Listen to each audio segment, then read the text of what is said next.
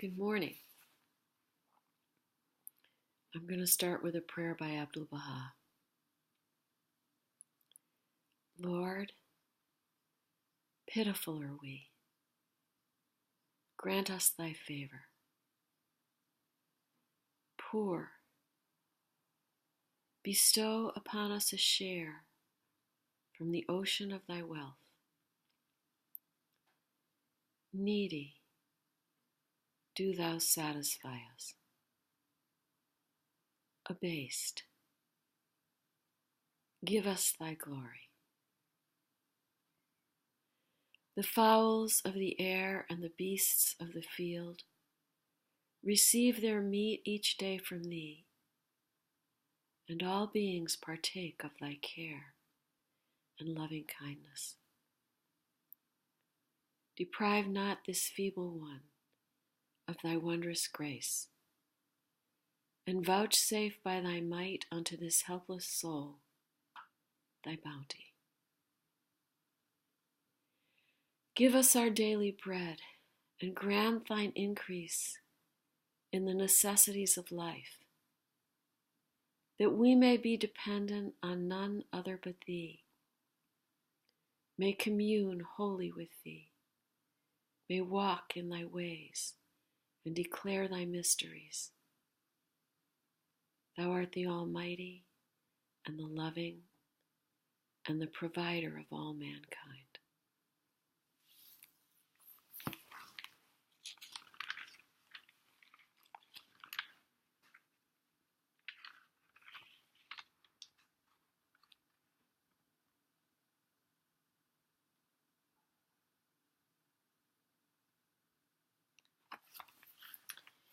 Here's a prayer by Abdu'l-Baha for America. O thou kind Lord, this gathering is turning to thee. These hearts are radiant with thy love. These minds and spirits are exhilarated by the message of thy glad tidings. O God, let this American democracy become glorious in spiritual degrees, even as it has aspired to material degrees, and render this just government victorious. Confirm this revered nation to upraise the standard of the oneness of humanity, to promulgate the most great peace, to become thereby most glorious and praiseworthy among all the nations of the world. O God, this American nation is worthy of thy favors and is deserving of thy mercy. Make it precious and near to thee through thy bounty and bestowal.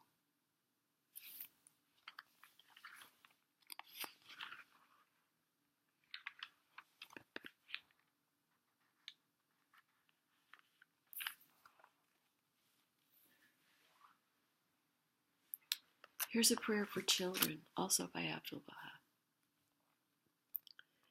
O God, educate these children. These children are the plants of thine orchard, the flowers of thy meadow, the roses of thy garden. Let thy rain fall upon them. Let the sun of reality shine upon them with thy love. Let thy breeze refresh them, in order that they may be trained, grow, and develop, and appear in the utmost beauty. Thou art the giver, thou art the compassionate.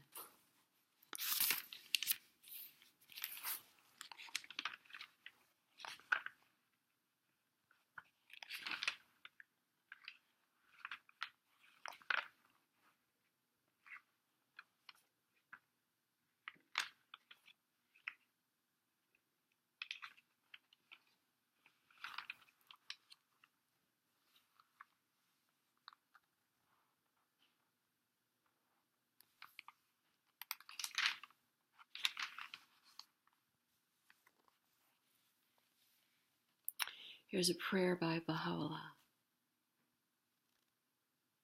Glorified art thou, O my God. I yield thee thanks that thou hast made known unto me him who is the day spring of thy mercy and the dawning place of thy grace and the repository of thy cause. I beseech thee by thy name, through which the faces of them that are nigh unto thee have turned white, and the hearts of such as are devoted to thee have winged their flight towards thee, to grant that I may at all times and under all conditions lay hold on thy cord and be rid of all attachment to anyone except thee, and may keep mine eyes directed towards the horizon of thy revelation,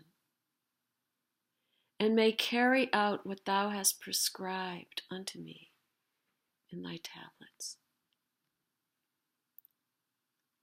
Attire, O my Lord, both my inner and outer being with the raiment of thy favors and thy loving kindness. Keep me safe then from whatsoever may be abhorrent unto thee, and graciously assist me and my kindred to obey thee, and to shun whatsoever may stir up any evil or corrupt desire within me. Thou truly art the Lord of all mankind, and the possessor of this world and of the next.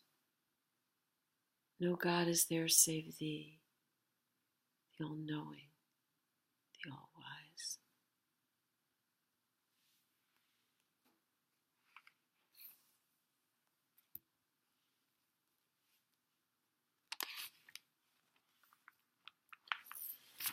Here's another prayer by Bahá'u'lláh. Lauded be thy name, O my God. I entreat thee, by the fragrances of the raiment of thy grace, which at thy bidding and in conformity with thy desire were diffused throughout the entire creation,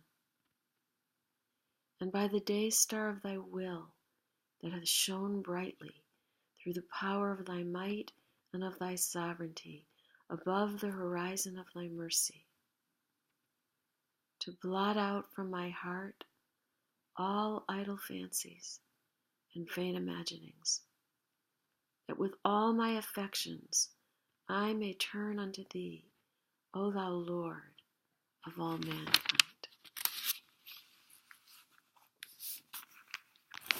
I am thy servant and the son of thy servant, O my God.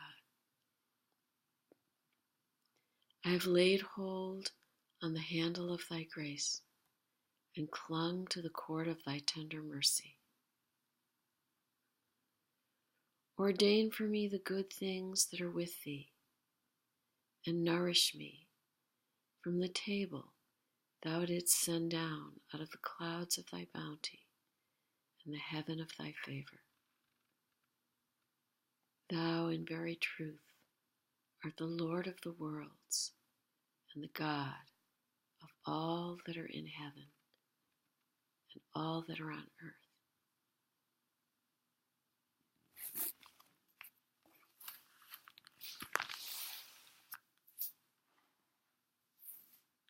And now I'm going to read from the hidden words of Bahá'u'lláh, starting with number 18 from the Arabic.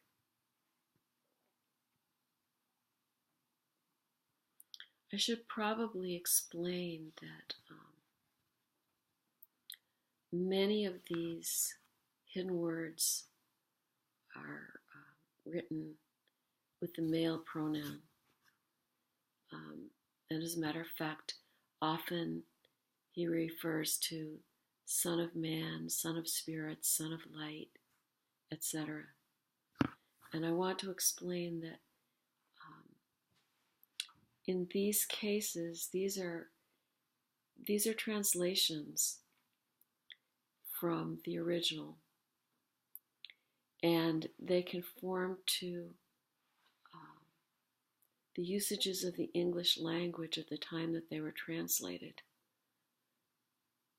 So they're not meant to be separate. They're not meant to separate the genders, but they're meant to include. O Son of Spirit, ask not of me that which we desire not for thee. Then be content with what we have ordained for thy sake. For this is that which profiteth thee, if therewith thou dost content thyself. O Son of the wondrous vision, I have breathed within thee a breath of my own spirit, that thou mayest be my lover. Why hast thou forsaken me, and sought a beloved other than me?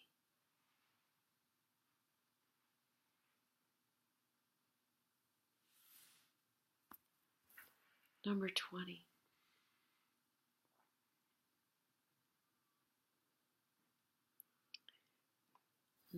I think I'm just going to end there. I'll read it one more time. O Son of the wondrous vision, I have breathed within thee a breath of my own spirit, that thou mayest be my lover. Why hast thou forsaken me, and sought a beloved other than me?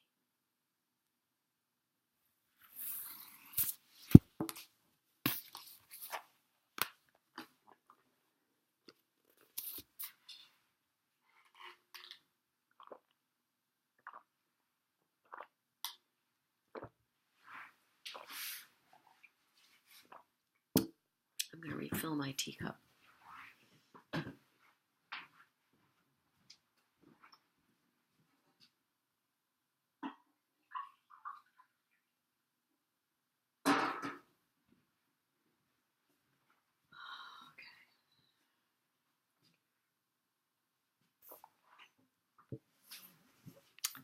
Okay, so I guess what we're going to do now is continue our readings from the Summons of the Lord of Hosts. Excuse me for a second.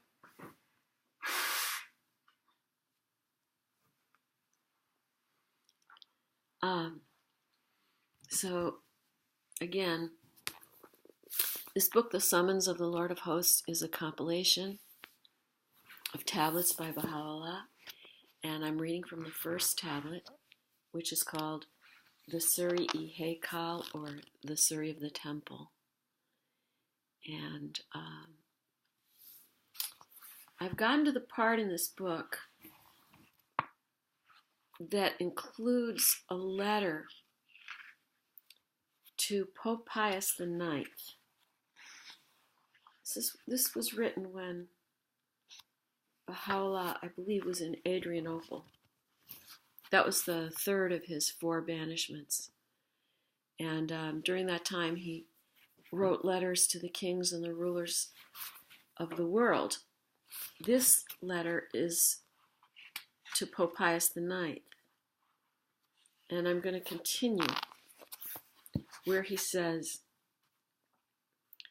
"Beware lest human learning debar thee from him who is the supreme object of all knowledge, or lest the world deter thee from the one who created it and set it upon its course. Arise in the name of thy Lord, the God of mercy, amidst the peoples of the earth, and seize thou the cup of life with the hands of confidence.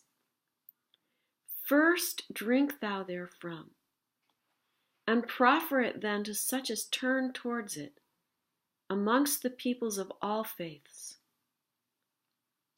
Thus hath the moon of utterance risen above the horizon of wisdom and understanding.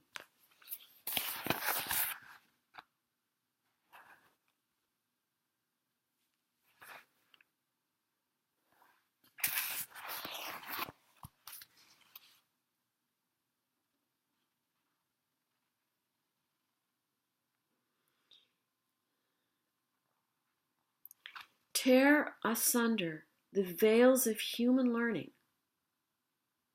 lest they hinder thee from him who is my name, the self-subsisting.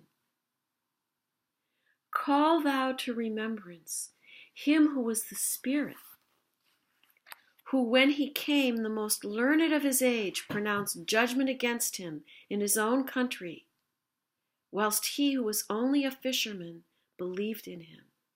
Take heed then, ye men of understanding heart, thou in truth art one of the sons of the heaven of his names. Guard thyself, lest darkness spread its veils over thee and fold thee away from his light. Ponder then that which hath been sent down in the book by thy Lord, the Almighty, the All-Bountiful.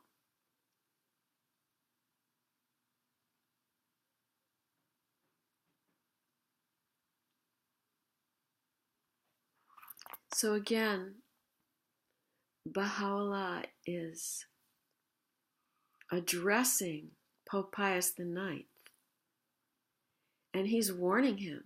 He's saying, don't let the opinions and interpretations of human beings get in the way of you recognizing the return of Christ, which is now here. He's saying, seize the cup of life. In other words, learn from Baha'u'lláh what he's bringing to the world, and then offer it to others. And then it says, thus hath the moon of utterance risen above the horizon of wisdom and understanding. So moon of utterance is capitalized. So this is the voice of God speaking through Baha'u'lláh to the Pope. And the voice of God is referring to Baha'u'lláh as the moon of utterance. The moon, because the moon reflects the light of the sun. So if we liken God to the sun, then in one sense, his manifestation is the moon. Moon of utterance is capitalized.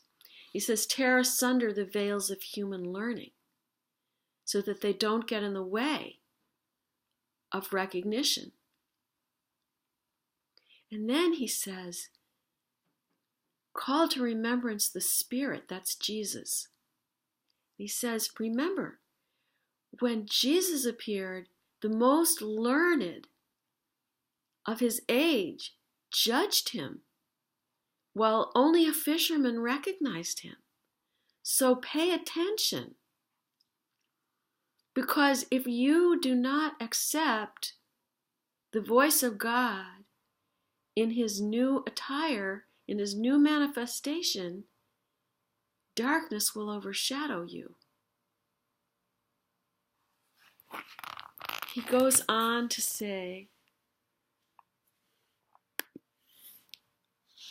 say still your pens, O concourse of divines, for lo, the shrill voice of the pen of glory hath been lifted up between earth and heaven. Cast away all that ye possess, and take fast hold of that which we have revealed unto you with power and authority. So when he says the shrill voice of the pen of glory, so Bahá'u'lláh wrote with a pen, and sometimes the pen would have a very shrill sound. The hour that was concealed within the knowledge of God hath struck, whereupon all the atoms of the earth have proclaimed, the Ancient of Days is come. In his great glory, hasten unto him, O peoples of the earth, with humble and contrite hearts. Say, we in truth have given ourselves as a ransom for your own lives. Alas, when we came once again, we beheld you fleeing from us, whereat the eye of my loving kindness wept sore over my people. Fear God, O ye that perceive.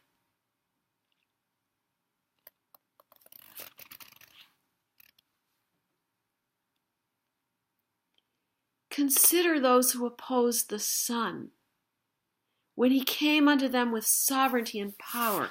How many the Pharisees who were waiting to behold him and were lamenting over their separation from him, and yet when the fragrance of his coming was wafted over them and his beauty was unveiled, they turned aside from him and disputed with him.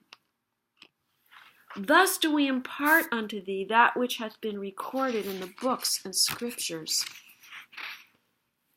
None, save a very few, who were destitute of any power amongst men, turned towards his face. And yet today every man endowed with power and invested with sovereignty prideth himself upon his name. In like manner, consider how numerous in these days are the monks who in my name, the name of God, have secluded themselves in their churches, and who, when the appointed time was fulfilled, and we unveiled our beauty, knew us not, though they call upon me at eventide and at dawn. We behold them clinging to my name, yet veiled from myself. This verily is a strange thing. Say, take heed, lest your devotions withhold you from him who is the object of all devotion, or your worship debar you from him who is the object of all worship. Rend asunder the veils of your idle fancies. This is your Lord, the Almighty, the All-Knowing, who hath come to quicken the world and unite all who dwell on earth. Turn unto the dayspring of revelation, O people, and tarry not, be it for less than the twinkling of an eye. Read ye the Evangel, and yet refuse to acknowledge the all-glorious Lord? This indeed beseemeth you not, O concourse of learned men. Say, if ye deny this revelation, by what proof have ye believed in God? Produce it then. Thus hath the summons of God been sent down by the pen of the Most High, at the bidding of your Lord the most glorious, in this tablet, from whose horizon the splendor of his light hath shone forth. How many are my servants whose deeds have become veils between them and their own selves, and who have been kept back thereby from drawing nigh unto God, he who causeth the winds to blow.